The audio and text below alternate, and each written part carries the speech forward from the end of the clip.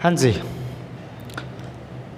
नमस्कार सभी को। तो स्वागत है आप सभी का आपके अपने YouTube चैनल उड़ान कोचिंग लालगढ़ पे। तो जैसा कि आपको थंबनेल देख के पता चला होगा आज की अपनी क्लास किसके रहने वाली है।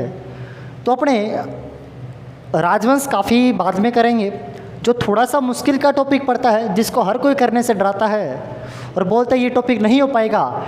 उसी टॉपिक को मैं आपको चुटकियों में याद करना सिखाऊंगा, बिल्कुल एक कहानी के वे के अंदर आपको मैं याद करना सिखाऊंगा बहुत अच्छे तरीके से।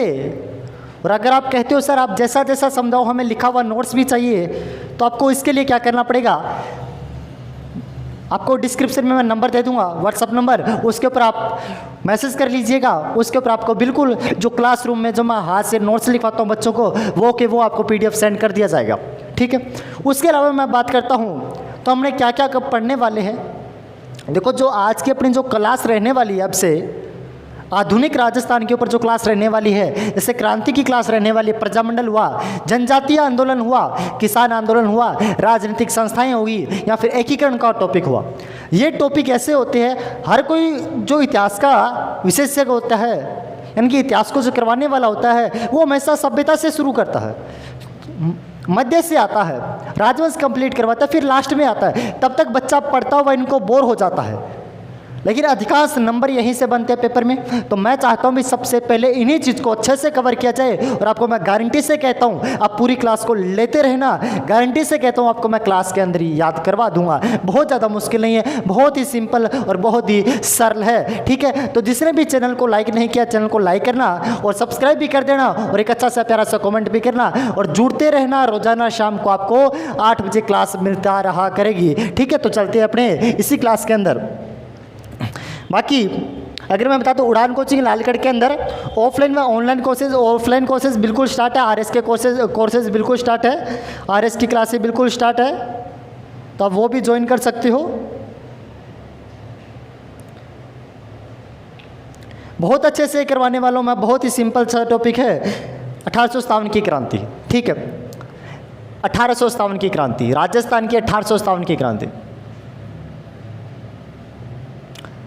ध्यान से समझना, बिल्कुल ही आसान है, बिल्कुल ही आसान। आज तक आपको हर किसी ने डराया होगा, आधुनिक बहुत मुश्किल है। मैं कहता हूँ इनसे आसान कुछ भी नहीं है, इनसे आसान कुछ भी नहीं है, ज़िंदगी में कुछ भी नहीं है। आपको ऐसा कैसा, जैसा मैं समझाऊंगा ऐसे कैसे आपको हाथ से लिखे हुए नोट्स भी मिल जाएंगे। आप डिस्क्रिप्शन में जो नंबर है उसके ऊपर व्हाट्सअप कीजिएगा, ऐसे कैसे आपको PDF जो नोट्स मिल जाएंगे, ठीक है। 1857 की क्रांति पढ़ने से पहले अपने को थोड़ा सा बेसिक ये पता होना चाहिए भी क्रांति क्यों हुई थी, ये क्रांति क्यों हुई थी, इसका होने का क्या रीज़न था। देखो, जब भी कोई क्रांति होती है कोई एक रीज़न नहीं होता। जब भी कोई क्रांति होती है कोई एक रीज़न नहीं होता। किसी क्रांति को करने में बहुत बड़े रीज़न हो सकते हैं, बहुत रीज़न हो सकते हैं, बहुत ज़्यादा कारण उसके हो सकते हैं। कोई एक ही छोटी सी घटना से इतनी बड़ी क्रांति नहीं होती कभी, एक छोटी सी घटना से कभी इतनी बड़ी क्रांतियां नहीं हो पाती। इसके पीछे बहुत बड़े बड़े रीजन रहे होंगे। रूसी को अपने देखते भी कारण क्या क्या थे। मेरे साथ में चलते जाना, बिल्कुल सिंपल है। ऐसा कैसा नोट नहीं करना, आपको मेरे को व्हाट्सअप कर देना, आपको मैं ऐसा कैसा भेज दूंगा। नोट नहीं करना, व्हाट्सअप कर देना, मेरे खुद के व्हाट्सअप नंबर से आप कर देना, मैं आपको ऐसा कहता PDF का PDF भेज दूंगा, ठीक है। कारण देखो, सबसे पहले कुछ एक संधियाँ थी, संधियों को अलग से बहुत डिटेल से पढ़ने वाले हैं, लेकिन 1857 की क्रांति के अंदर संधियों को, कड़ी को जोड़ने का थोड़ा सा प्रयास करते हैं, बाकी चलते चलेंगे, ठीक है। 1800 कारण में बात करता हूँ तो सबसे पहले एक संधि आती है, सहायक संधि जिसे कहा जाता है। आप बोलोगे सर सहायक संधि का क्या मतलब हुआ। देखो, सहायक संधि क्या चीज़ है, 1803 के अंदर आती है वैसे तो, और इसको सहायक संधि का जो जनक कहा जाता है वो कहा जाता है लॉर्ड वेलेस्ली को।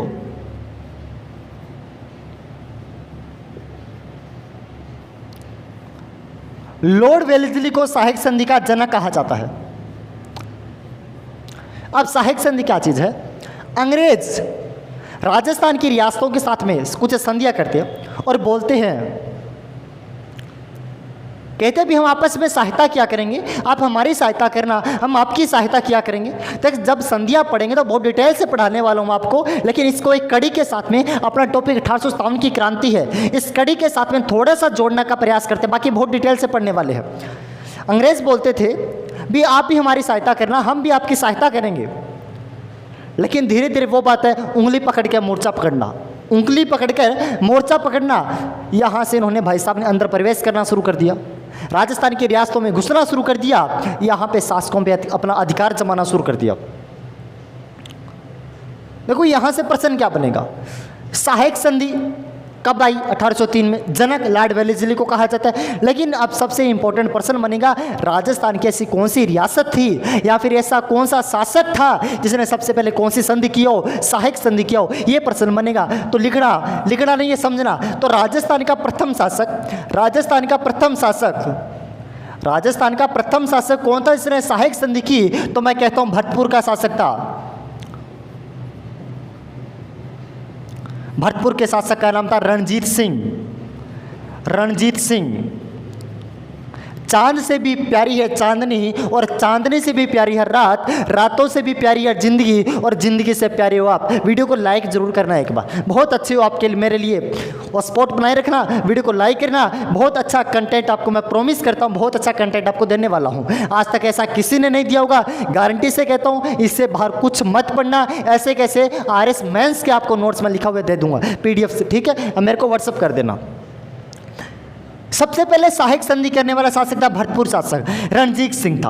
आप बोलोगे सर हमें तो ये बताइए कितनी तारीख को हुई थी जब आधुनिक आपने इतना मुश्किल बनाई रखा है, आप कह ही रही हो इतना मुश्किल है, तो इतना मुश्किल क्या चीज़ है हमें ये बता दो। तो मैं कहूँगा बिल्कुल सिंपल है, अभी कोई भी मुश्किल नहीं है। जो सहायक संधि सबसे पहले राजस्थान की किसी शासक ने की, भरतपुर शासक रणजीत सिंह था, और करने वाली तारीख थी 29 सितंबर 1803। प्रश्न ये बनेगा, देखो जो 1857 की क्रांति है उसके अंदर सबसे अहम कारण एक तो ये भी बनता है सहायक संधि का। सहायक संधि 1803 में आती है, लाने वाला लॉर्ड वेलेस्ली था। इसका प्रथम शासक राजस्थान में कोई था जिसने सहायक संधि पर हस्ताक्षर किए थे, वो भरतपुर का शासक कौन था? भरतपुर का शासक रणजीत सिंह था। कितनी तारीख को? 29 सितंबर 1803 में किए। लेकिन भैया बाद में क्या हुआ, धीरे धीरे राजस्थान के शासकों ने इसको मानने से इनकार कर दिया। राजस्थान शासक बोलते भी हम इसको नहीं मानेंगे, हमें बिल्कुल अच्छी नहीं लगी, हम इसको नहीं मानेंगे। सबसे पहले भरतपुर के शासक ने मान लिया, लेकिन बाद में बोलते हम नहीं मानेंगे। भाई अधिकांश राज्यों ने इसका विरोध करना शुरू कर दिया। भाई आप तो ये जो पहले लेके आए थे, कुछ वादे किए थे, कुछ प्रॉमिस किए थे, वो कुछ अलग ही प्रॉमिस थे, लास्ट में आप कुछ अलग ही बात कर रहे हो, हम बिल्कुल नहीं मानेंगे। हर किसी इस बात को आपको नहीं मानेंगे। तो बोला क्या किया जाए आपके साथ में, क्या किया जाए? नहीं मानोगे तो बोला कुछ और शर्तें हो, कुछ हमें छुटकारा हो, फिर तो हम माने। अंग्रेजों का दिमाग चला। थोड़े टाइम बाद में अंग्रेजों ने सोचा भी ऐसे तो मानने वाले नहीं है, सहायक संधि से कोई फर्क नहीं पड़ेगा, सहायक संधि तो बिल्कुल असफल साबित होती है, बिल्कुल असफल साबित होती है, उससे कोई फर्क नहीं पड़ा। और जो दूसरी संधि आती है उसे बोला गया आश्रित पार्थक्य की संधि। आश्रित पार्थक्य की संधि, जो दूसरी संधि आती है उसे आश्रित पार्थक्य की संधि बोला गया। अब ये संधि क्या बोलती है? अंग्रेज बोलते हैं देखो हम आपकी बाहर रियासतों को, शासकों को बोलते हैं हम आपकी बाहर की जितने भी रियासतें उनकी रक्षा करेंगे, बाहर की सभी रियासतों से आपकी रक्षा करेंगे। आपको सिर्फ इतना करना है, हमारे जो भी सैनिक काम करते हैं उनको जो भी खाना पीना यानी कि रोटी जो भी है इनका वो देते रहना, इनकी आमदनी देते रहना, बाहर से हम आपकी रक्षा करेंगे। अंग्रेज बोले राजस्थान के शासकों को और क्या चाहिए भाई, प्रजा की रक्षा जो कोई करने वाला मिला वो ही अच्छा राजा होता है। राजा को लगा भी हमें बाहर की कोई टेंशन नहीं, अंग्रेज हमारी रक्षा कर देंगे, हम अंदर का इनका जो भी सेना का खर्चा है छोटा मोटा खर्चा चला लेंगे। अंग्रेज तो धीरे धीरे अधिकार जमाने लगे, पूरा धीरे धीरे अधिकार जमाने लगे अंग्रेज लोग, और कहने लगे हम ही नेता है, हम ही सब कुछ है यहाँ से। लेकिन बाद में हमारा अत्याचार होना शुरू हो गया, सहायक संधि से हमारा अत्याचार होना शुरू हुआ, आश्रित पार्थक्य संधि से हमारा अत्याचार होना शुरू हो गया।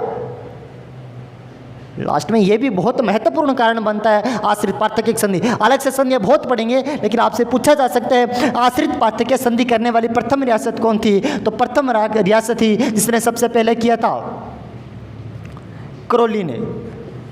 आश्रित पार्थक्य संधि करने वाली प्रथम रियासत राजस्थान की करौली थी, और करौली का शासक था हरबख्श पाल सिंह।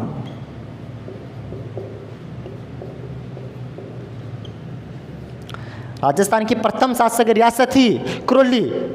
इसने सबसे पहले कौन सी संधि की? आश्रित पार्थक्य संधि। और आश्रित पार्थक्य संधि का जनक किसे कहा जाता है? तो किसे कहा जाता है? लॉर्ड हेस्टिंग्स को कहा जाता है।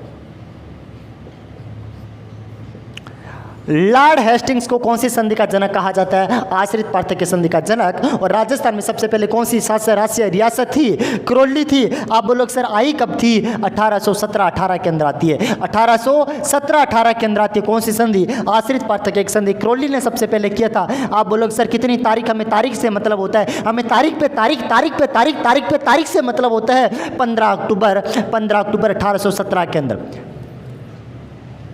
कंप्लीट सुनना। देखो सहायक संधि 1803 में है, लाने वाला लॉर्ड वेलेस्ली। आश्रित पार्थक्य संधि लॉर्ड हेस्टिंग्स लेके आया था। 1817-18 की घटना है। ये प्रथम शासक भरतपुर शासक रणजीत सिंह था। 29 सितंबर 1803 की घटना ये पड़ती है। लेकिन आश्रित पार्थक्य संधि क्रोली का शासक था हरबख्शपाल सिंह, 15 अक्टूबर 1818 की 17 के अंदर करता है। लेकिन जो सबसे अंतिम रियासत थी, सबसे अंतिम रियासत थी जिसने कौन सी संधि की थी? जिसने सबसे पहले अंतिम रियासत थी जिसने आर्थिक पार्थक्य संधि की, उस रियासत का नाम था सिरोही। आप बोलोगे सर हमें अंतिम से मतलब भी है और हमें इसके शासक से भी मतलब है। हमें अंतिम से भी मतलब है, हमें शासक से मतलब भी है, हमें सब कुछ से मतलब है। क्या पता पर्सन कहाँ से टपक जाए। मैं कहता हूँ फिक्र मत करो, फिक्र मत करो। आप तो ध्यान से सुनते चलो, PDF आपको ऐसा कैसा मैं प्रोवाइड करवा दूंगा। सिरोही अंतिम शासक था। सिरोही अंतिम शासक, सिरोही रियासत थी, शासक था इसका शिव सिंह।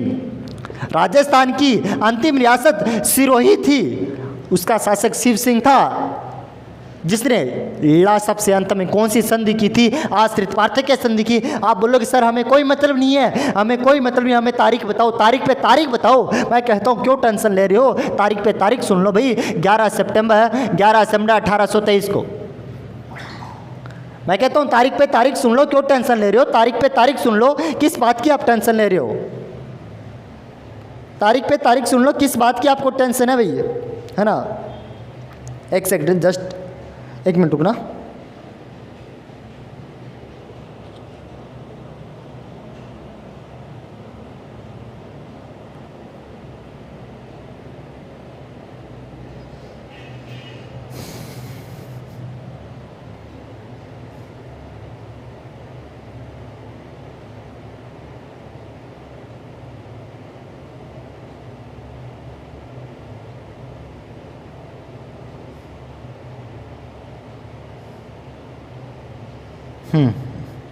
कुछ नहीं हुआ, चले। हाँ यहाँ तक हो गया। आश्रित पार्थक्य संधि को सबसे पहले क्रोली ने किया, हरबख्शपाल सिंह था उसका, इतनी तारीख को किया। सबसे अंत में सिरोही ने किया, शिव सिंह था, इतनी तारीख को। आप बोलोगे सर हम तो ये भी पढ़ते आ रहे हैं, अगर दम है तो बता दो भाई, मैं को क्या पढ़ते आ रहे हो? आप बोलोगे सर हम ये भी पढ़ते आ रहे हैं कि सबसे व्यापक रूप से, अगर सबसे व्यापक रूप से किसी ने आश्रित पार्थक्य की संधि की थी वो रियासत, हम तो ये भी पढ़ते आ रहे हैं, हमें तो ये भी पढ़ा देना। मैं कहूँ बिल्कुल सबसे व्यापक रूप से, सबसे विस्तृत रूप से, सबसे विस्तारित रूप से, सबसे बड़े पैमाने पर कोई संधि करने वाली रियासत थी, कोई आश्रित पार्थक्य संधि करने वाली रियासत थी, तो उसका नाम था कोटा रियासत थी। आप बोलोगे सर हमें कोटा से मतलब नहीं, कोटा के शासक से मतलब है जालिम सिंह था। कोटा के शासक से मतलब है जालिम सिंह था। 4-5 बातें यहाँ से पढ़ना आपको बहुत जरूरी है। कौन कौन सी 4-5 बातें याद रखनी है आपको? सबसे पहली तो सहायक संधि 1803 में जनक प्रथम कौन था, शासक कौन था, कितनी तारीख थी? आश्रित पार्थक्य संधि कब, किसने, कितनी तारीख को? अंत में किसने किया? व्यापक रूप से किसने किया? अच्छा ये मैं कारण पढ़ा रहा हूँ, आपको संध्या नहीं पढ़ा रहा, संध्या अलग से पढ़ाऊंगा, ये तो कारण पढ़ा रहा हूँ। अब 2 महत्वपूर्ण कारण हो चुके हैं। एक तो कौन सा? सहायक संधि हो चुका है। दूसरा आश्रित पार्थक्य संधि, क्योंकि लग रहा है कहीं ना कहीं अंग्रेज अपने को घेरने वाले हैं। जब कोई क्रांति होती है, बहुत बड़े पैमाने पर क्रांति होती है, तो कोई छोटा सा कारण नहीं बनता उसके क्रांति करने का, बहुत बड़े कारण बन जाते हैं, बहुत बड़े कारण बन जाते हैं। सेम इसी प्रकार 2 यहाँ पे, अगर मैं कहता हूँ 2 यहाँ पे कारण बन चुके हैं, तो तीसरा कारण मैं बात करता हूँ, तो यहाँ पे तीसरा कारण कौन सा हो सकता है? देखो ईस्ट इंडिया कंपनी थी, ईस्ट इंडिया कंपनी का रियासतों में हस्तक्षेप शुरू हो गया, रियासतों में हस्तक्षेप शुरू हो गया। यानी कि जो इनको थोड़े बहुत अधिकार दिए गए थे, हमें आप हमारी बाहर से रक्षा करना, भाई साहब ने तो यहाँ पे अधिकार जमा के बैठ गया। पूरा अधिकार जमा के बैठ गया, पूरी ईस्ट इंडिया कंपनी आ गई रियासतों के अंदर, हम ही सब कुछ है। भाई साहब हम क्या मर गए? हम खत्म हो गए? भाई साहब गुस्से में आके किसान वर्ग हुआ, सामंत वर्ग हुआ, बड़े बड़े जागीरदार पद हुए, आंदोलन करेंगे भाई। ईस्ट इंडिया कंपनी जब आके बैठ जाती है, प्रशासनिक मामलों में हस्तक्षेप करना शुरू कर देती है, सिंपल सी बात है, क्रांति करेंगे, कितना तक सहन करेंगे? ज़्यादा सहन नहीं हो पाता। ठीक है, अगर मैं और कारण की बात करता हूँ, सामंतों के अधिकारों का कठोराघात, सामंतों के अधिकारों का कठोराघात। आपको ऐसे कैसे नोट्स मिल जाएंगे, बिल्कुल टेंशन मत लेना, ऐसे कैसे हाथ से लिखे हुए जो मैं क्लासरूम में ऐसे कैसे लिखाता हूँ, आपको ऐसे कैसे नोट्स मिल जाएंगे, बिल्कुल भी टेंशन मत लेना। आप पढ़ते रहना, बस मेरे को एक छोटा सा मैसेज छोड़ देना, सर हमें इसका पीडीएफ दे दो, हमें इसका पीडीएफ दे दो। बिल्कुल कुछ नहीं करना, पीडीएफ निकाल लेना आप दुकान से, 5-10 रुपये के अंदर पूरा टॉपिक का पीडीएफ आपको निकल जाएगा, क्लास यहाँ से देख लेना। ठीक है, सामंतों के अधिकारों का कठोराघात होना शुरू हो गया। आप बोलो सर ऐसे कैसे बात कर रहे हो आप? देखो जब ईस्ट इंडिया कंपनी आएगी, ईस्ट इंडिया कंपनी के अधिकारी बड़े बड़े आएंगे, तो यहाँ के जो भी रियासत में सामंत काम किया करते थे, उनके अधिकार सभी छीन लिए गए। अधिकारों का कठोराघात, अधिकार सिकुड़ गए, उनके अधिकार कम होने शुरू हो गए, खत्म होना शुरू हो गया, अधिकारों का कठोराघात हुआ। ठीक है, और मैं बात करता हूँ किसानों को अफीम की खेती करने पर जोर दिया गया। इनका धार्मिक व आर्थिक शोषण शुरू कर दिया गया, धार्मिक व आर्थिक शोषण, बेगार प्रथा शुरू कर दिया गया।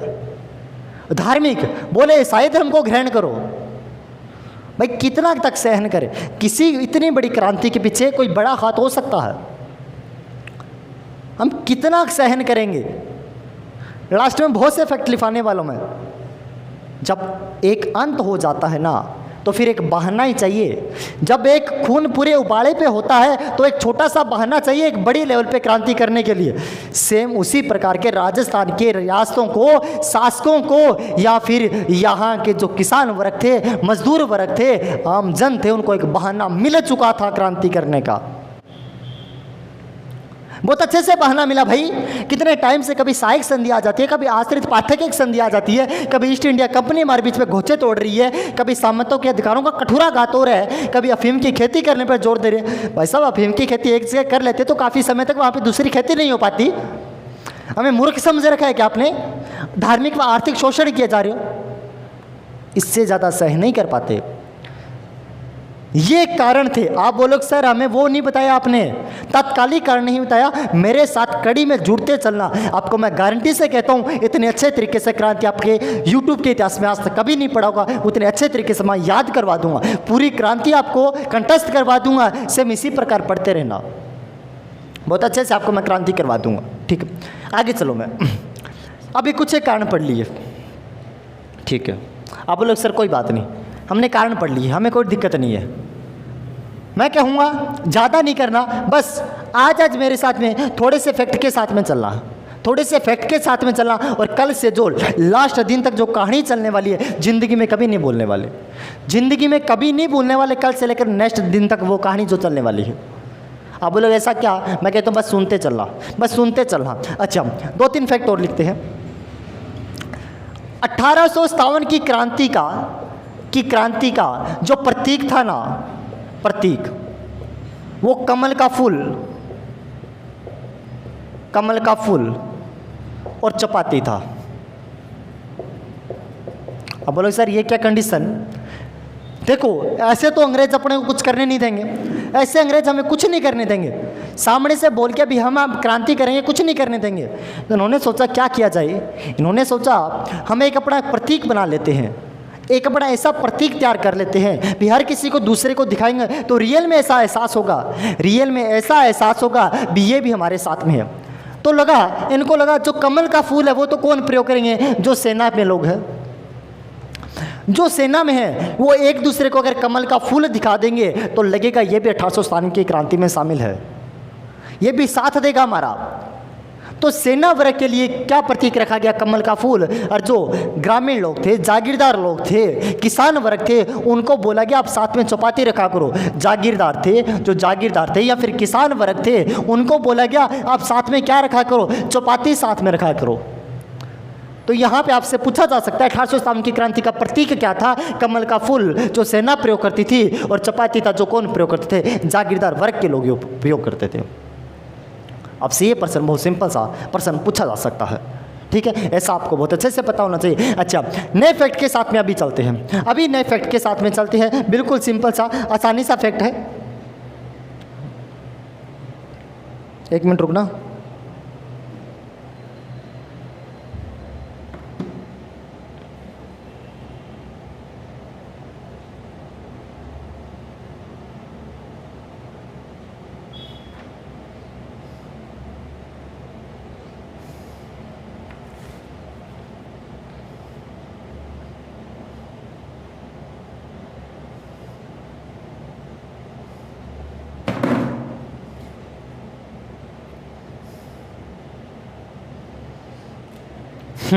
चलना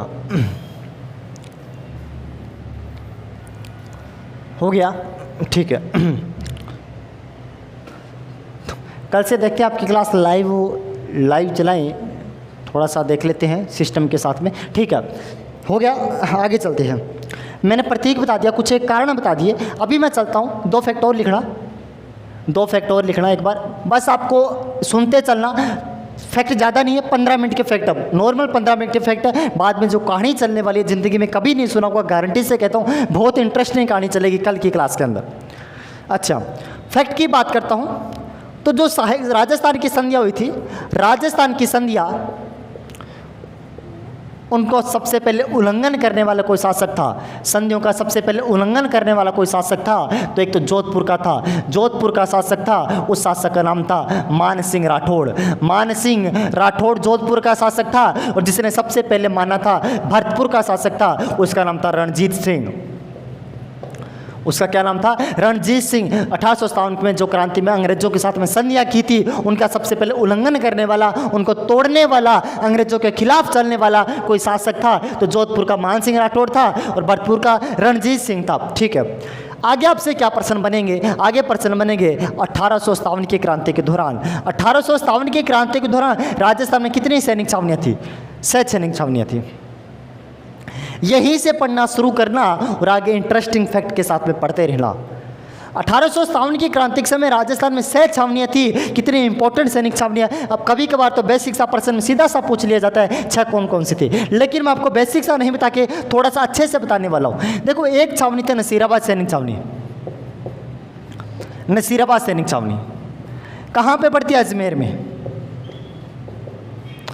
देखो, सबसे बड़ी सैनिक छावनी थी, सबसे बड़ी सैनिक छावनी कोई थी तो वो कौन सी सैनिक छावनी थी? नसीराबाद सबसे सैनिक छावनी, सबसे महत्वपूर्ण, सबसे अच्छी और सबसे बड़ी तो कौन सी सैनिक छावनी? नसीराबाद सैनिक छावनी। और यहाँ पे जो सैनिक टुकड़ी काम क्या करती थी, यहाँ पे जो सैनिक टुकड़ी काम क्या करती थी, यहाँ पे उस सैनिक टुकड़ी का नाम था, नसीराबाद में जो टुकड़ी काम करती उसका नाम था, एक तो 15वीं Bengal native infantry, Bengal native infantry, और एक 30वीं बंगाल नेटिव इन्फेंट्री, 30वीं बंगाल नेटिव इन्फेंट्री, जिसको अपने बटालियन बोलते हैं, जिसको अपने बटालियन बोलते हैं। सेम उसी प्रकार की यहाँ पे इन्फेंट्री काम करती है। एक मुंबई लॉन्सर सी थी यहाँ पे, मुंबई लॉन्सर बटालियन थी ये लॉन्सर। ये सैनिक टुकड़ी यहाँ पे आपको काम क्या करते थे? नसीराबाद हुआ 1 नंबर पे। अच्छा, एक मैं सैनिक टुकड़ी की बात करता हूँ, 2 नंबर पे कोई सैनिक टुकड़ी थी, उसका नाम मैं बता दूं आपको, नीमच। कहाँ पे? देवली टोंक में। नीमच एमपी में पड़ता है, सॉरी एमपी में, नीमच छावनी थी। तीसरी मैं बात करता हूँ ब्यावर, अजमेर में थी। अच्छा, ब्यावर में जो सैनिक टुकड़ी काम करती थी वो मेर लीजियन थी, मेर लीजियन। चौथी बात करता हूँ खेरवाड़ा उदयपुर, खेरवाड़ा उदयपुर। यहाँ पे भी लीजियन काम करती, भी लीजियन काम किया करती थी भाई लीजियन। 5 पे बात करता हूँ तो यहाँ पे नसीराबाद एरिनपुरा, जो कि पाली में, वर्तमान में जोधपुर में है। एरिनपुरा पाली वर्तमान में जोधपुर। अच्छा, यहाँ पे पाली के अंदर ही है, यहाँ पे जोधपुर लीजियन काम क्या करती थी, जोधपुर लीजियन काम क्या करती थी। और मैं बात करता हूँ ये कौन सी बच गई, यहाँ पे बच गया नीमच, नहीं देवली बच गया। और देवली कहाँ पे थी, टोंक में थी। 6 सैनिक छावनियाँ थी। अजमेर सबसे बड़ी थी, 15वीं बंगाल नेटिव इन्फेंट्री काम करती, 30वीं बंगाल नेटिव इन्फेंट्री बटालियन थी।